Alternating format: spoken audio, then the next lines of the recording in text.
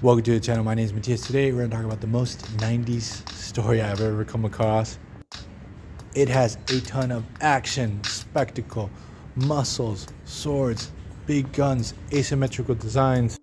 It's a collaboration between Todd McFarlane and Rob Liefeld, both doing the writing and the art. We have Spider-Man teaming up with X-Force to battle against Juggernaut and Black Tom Cassidy. There's not much substance to the story, but boy, it's a freaking fun ride. So the story takes place in Spider-Man issue 16 and X-Force issue number 4. But the story actually really starts off in issue 3, where Black Tom Cassidy tried to take a couple of hostages in the World Trade Center. Amongst these hostages, we had Sunspot and Gideon. Things go south, we got a big explosion. Now we have X-Force on the scene trying to rescue Sunspot and having to deal with Juggernaut. Spider-Man swings in to see what the hell is going on when he crosses paths with the Juggernaut. He joins forces with X-Force. Now the real cool thing about this story is that we get this new modern era Juggernaut where his proportions are just gigantic. Not as crazy as Marvel vs. Capcom Juggernaut, but we're getting there. Now, I always thought that Joe Madureira was the one responsible for giving Juggy these gigantic proportions. But no, it's actually the design of Todd McFarlane and Rob Liefeld. He looks totally menacing. He's towering above everyone in the battlefield. So basically, we have two situations on the street. We have half of X-Force going toe-to-toe against Juggernaut, where we have Spider-Man. Then up in one of the Twin Towers, we have Cable, Domino, and Siren trying to find Sunspot. And also trying to hunt down Black Tom Cassidy, the one responsible for this whole situation in the first place.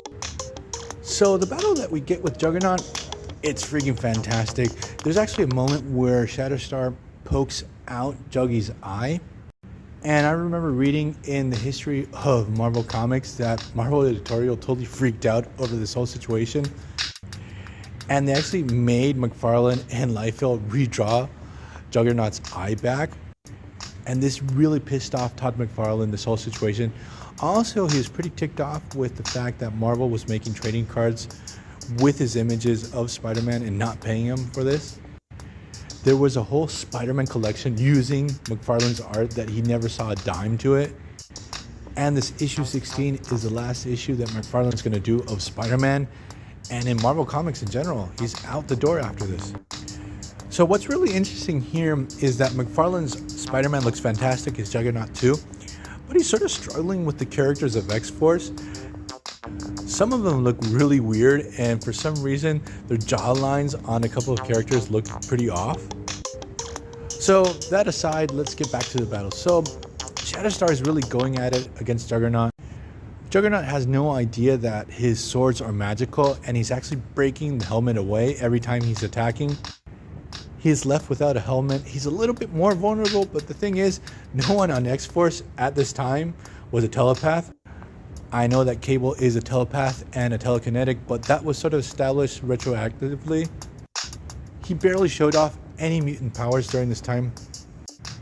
It was shown prior to this issue that he was a very low-level telekinetic. But the thing is that Cable is up in one of the towers. He's hunting down Black Tom Cassidy, which he finds, and after a brief little exchange, he shoots him in cold blood. He's like, we're done with you. Like, you're a bad guy. I have to take you out once and for all.